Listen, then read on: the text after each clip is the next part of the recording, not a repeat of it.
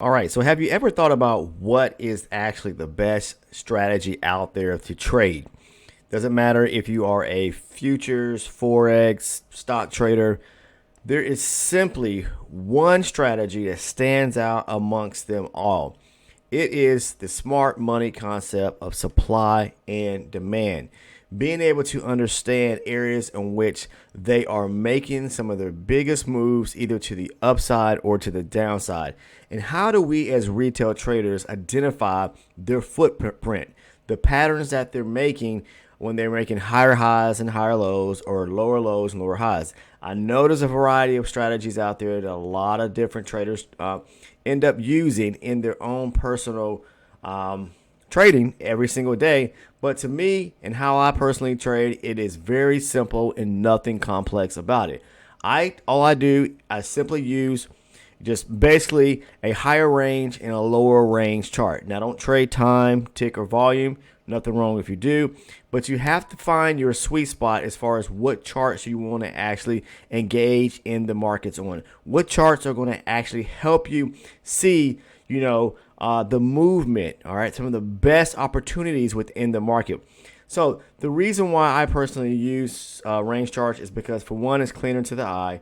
For two, I can see momentum and the volume coming into the market a lot better, and it's just easy to follow. I'm going to be honest with you. I'm not forcing anyone's hand to take a look at them, but I'm telling you that if you are part of our Discord, you already know a lot of you are actually using range charts. A lot of you have contacted and reached out to me and said thank you for showing us this approach and a different approach and open up the door to trading range charts. Now, smart money, what are we talking about there? We're talking about the banks and the institutions and what they do on a daily basis. If you think as a retail trader that you control these markets, or that whatever money you have on the line is going to move the markets, you're absolutely incorrect. You need to get yourself in the mindset and the mode of understanding trade with the banks and the institutions.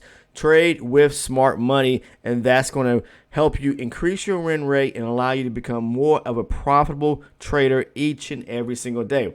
Now, how do we go about doing that? All right. Look, when it comes to trading supply and demand, we're just looking for simple things. Either demand, or what I like to classify as the best opportunities, where we have a break of structure, okay, where either a demand or a supply zone is actually created. All I simply do is start off with my higher range chart, looking at movements within the market where it is making these runs to the upside, or if it's making lower lows and lower highs to the downside. It's simply that. Do not make it more complex than it already, well, not saying already is, but what it could be. Most traders end up overanalyzing their setups. They're overanalyzing the market when looking at them. They think there's a lot more behind the closed doors in reference to what they should be looking at. So they turn, and start looking at a bunch of indicators that they feel that are going to aid in their trading. Now, I'm not saying that, some of the, EMAs or SMAs or other indicators may not help you out, but you got to understand, I've said this a million times, they lag behind price. So your first and foremost approach should be understanding market structure and understanding price action, because you can purely and truly trade just understanding and following price action alone. So when we speak about, again, smart money concepts, we're looking for their big moves, where they are making aggressive pushes to the upside with momentum. Okay, and that break a structure turn where the market is either taking out a most recent high or a most recent low, either to the upside or downside. In this case here, because we're bullish to the upside, you just follow the flow, okay? Up, down, breaking structure above these highs, like pushing up, pulling back, breaking structure, pushing up, pulling back, breaking more structure. But we're looking for pullbacks once the market breaks through a high, okay, or a low if it's moving to the downside, with aggressive force, with lots of momentum. In this case here, like right here, you see the market pushing hard up to the upside after a nice pullback, breaking above this area structure here. What do you see? Multiple candles with loads of momentum or volume pushing to the upside, and then you got a nice pullback, okay?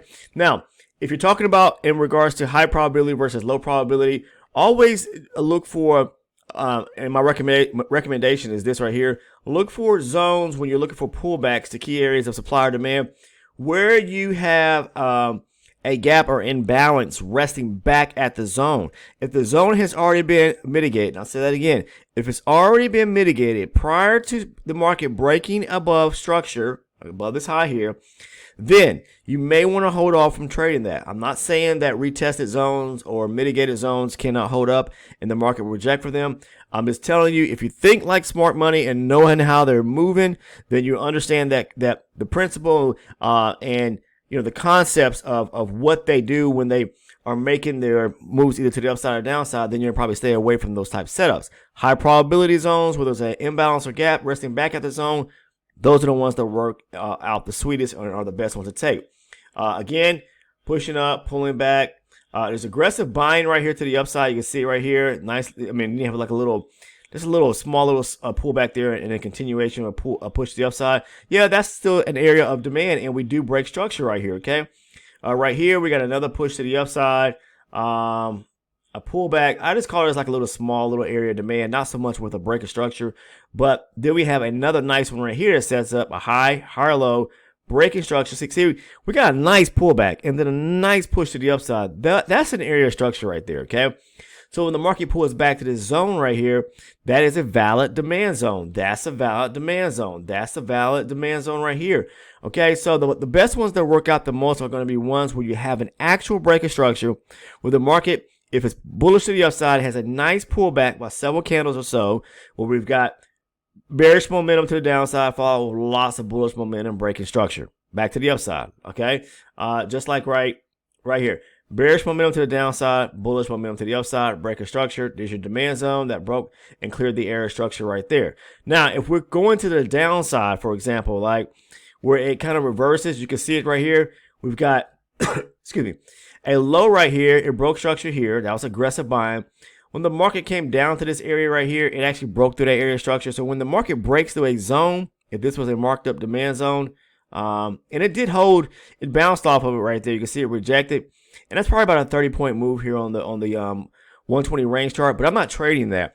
I'll move down. I'm not trading off my higher range chart. I'll mark the zone up. As you can see here, I always start by marking my zones up for bigger moves that I'm looking for, because the ones where you have higher range charts that you can mark up demand and supply zones, and then you move down to a lower range chart and find an opportunity, those are going to be the ones that work out best. Why? Because you have lots of confluence there, multiple confluence areas there.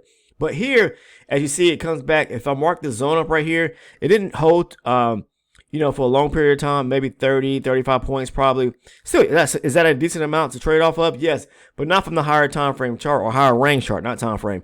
So what I'll do is I'll move down to my lower base range chart, and I'll look to see, I'll mark this up and see if there's a zone that on the lower range chart that I could trade from, either with inside the larger zone that I would mark up, or wait for the market to start to break structure back to the upside on the lower range chart, my 24 range chart. So I'm going to show you an example right quick what I mean. Like right here, the market pushes down, right? We cleared or broke below this area of structure right here, right? So that's the first push right there. A lot of you probably call that like a change of character where the market breaks below a low. Yeah, that is what it is. It pushes down, makes the low at the break in this low right here, and then it makes a pullback, right? Where it makes a lower high. Then it pushes lower and it breaks below this area structure right here. So this is a valid demand zone. But I always tell people, pay attention to price action as it comes back or is approaching your actual zone, because below you could be an area of support, which could be definitely an area of demand, okay? In which the market can just pull back to the area of demand after rejecting the supply zone, reject the area of demand and push higher, aiming to break structure back to the upside, okay? So there's down here at the bottom, they could be set themselves up to push back higher and take out and run this major, this major high right there, okay? So they pull back and retrace. So we flip from bullish to bearish. And at any point, the market can push back to the upside and flip to going back bullish, right? After they break this area structure, or possibly even take out some minor area structure like right here. That's a minor swing right there, high. The market makes a high, higher low, breaks above right here. It does pull back after breaking the area structure, testing this low probability zone and pushes higher. But if we're retracing back and we're bearish to the downside at this current point, and then it taps into this supply zone right here, I'll mark that zone up, okay? That's what I'll do, because the reason why is that smart money was what?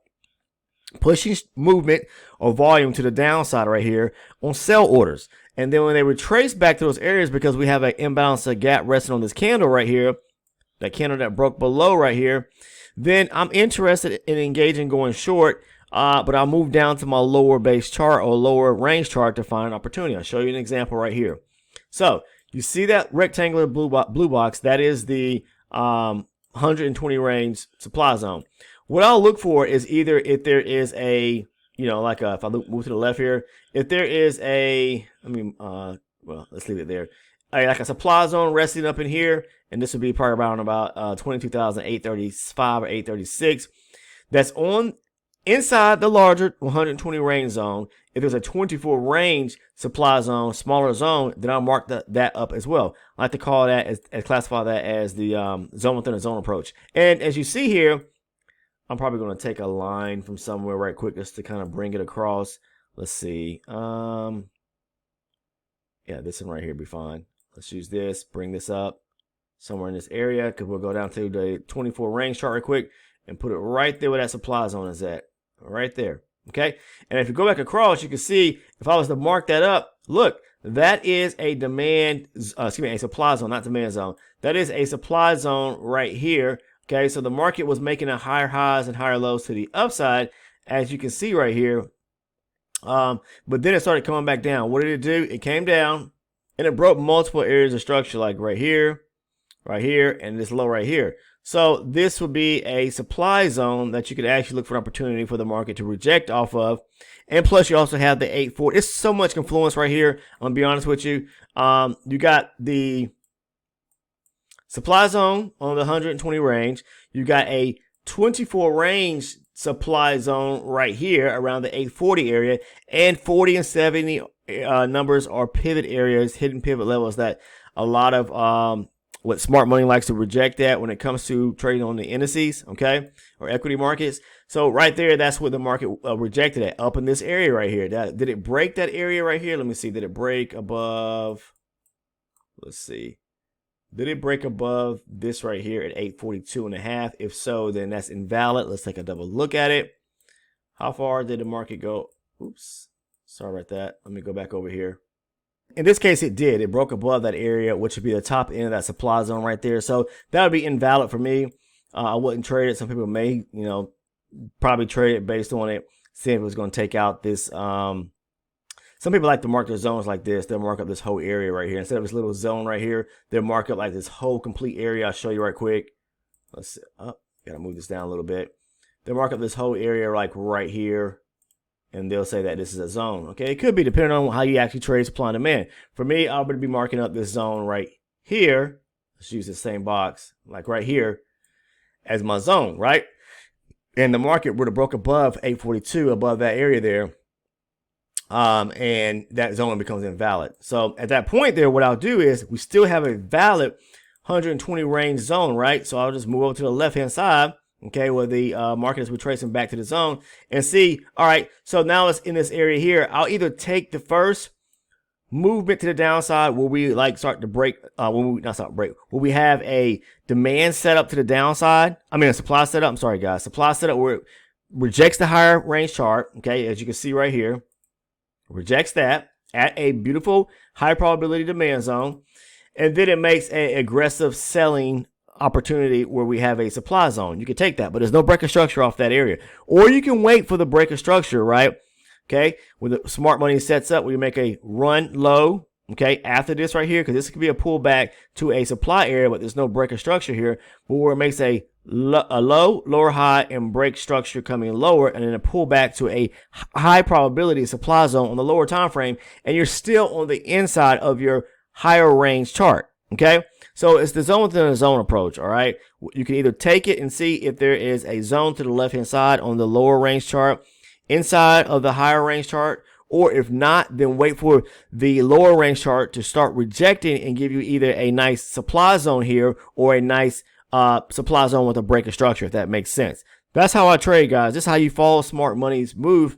And all you're looking for is aggressive moves. When you see when the market is pushing hard to the downside, all right, and breaking structure, all right, like right here, even in this case here, where we made a high, higher low, and broke above these highs here, that's aggressive pushes like that. We aren't making those moves like that as retail traders. They're quickly and swiftly pushing candles, closing to the upside real quick and breaking structure. Then that would, if it was a high probability demand zone, then that would be, an opportunity, but I wouldn't trade this because we're right at a supply zone on a higher base chart. So you always got to pay attention to your higher range charts to make sure that, hey, I always talk about, please try not to counter and trade against the higher range charts. Like a lot of people would say, okay, we're bullish back on the 24 range chart or the lower range chart or whatever charts you trade that are lower base charts. What would happen is you'll try to go long, right?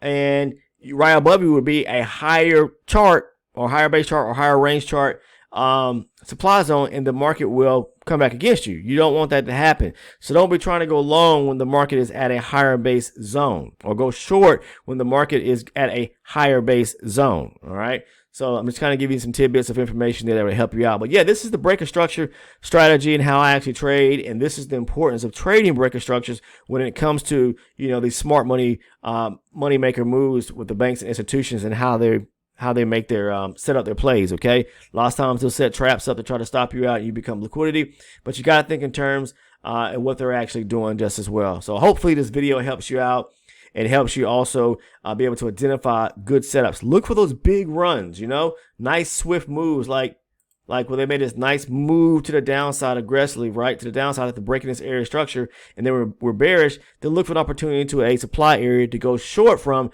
not on the higher range or higher base chart, but scale down and look for opportunity on your lower base chart. That's what I'm trying to say as a whole.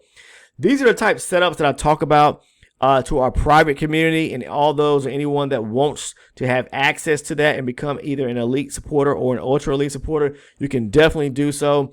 There's a link right down in the description portion of the video below the Discord link. The Discord's free. If you want to join, come over. But where you'll see me on the Discord, where I post my trade entries, I'll go back and I will break them down for the elite members, okay, and the ultra elite members, so that you can grasp an understanding and what I was thinking, why I took those trades, why I want to put my stop where I put it at, why I put my profit target where I'm putting it. I go over market structure and what I was looking at, my mindset as far as having a bias on which way to trade, but what I was looking at prior to taking that trade, so that you understand why I took the trade just as well. Okay, there are tons of trade breakdown videos for anyone that wants to become elite or an ultra elite supporter. All right. Now the difference between becoming an elite and an ultra elite supporter is, with the elite supporter membership, you receive the trade breakdown videos, tons of them. You receive the video playlist, lots of videos that you need to probably watch that are very important to the style and how I personally trade, supply and demand. And then thirdly, you get that nice video that I cover surrounding market structure if anybody's struggling with that. That's only the prices are down in the description. If you click on that link, you'll see the first tier is $6.99. The second one is $14.99. But that's a month, guys. You break that down and you'll see how inexpensive that is on a monthly basis. Something that can help, kind of change your whole mindset of how you actually see or perceive trading, and put you hopefully in a position to where you can become profitable. Now with the ultra elite supporter membership, you receive the trade breakdowns, the video playlist, the market structure video, plus in addition, you receive my live recorded trading sessions, okay, and the market recap video. So a lot of perks and rewards there for, whatever tier you choose or to support, okay. But again, I mean, that's where I really go into the full on, to the cornerstone on my the cornerstone to how I actually trade. Okay, these are my bread and butter type setups that I talk about, that you see me take, and I go over on the trade breakdowns, just as well on the live recorded trading session. So when you scroll down, you click that link down below.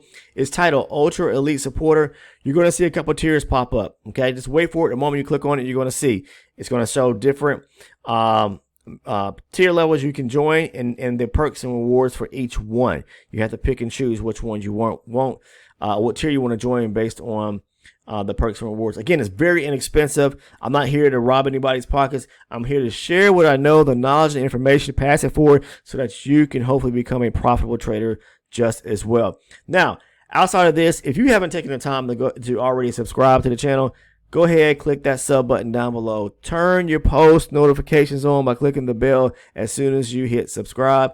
And last but not least, if you found some value in today's video, drop me a like, click that thumbs up button. I greatly appreciate it. That helps the channel get the information to where it needs to go. Take care, and I'll see everyone in the next video.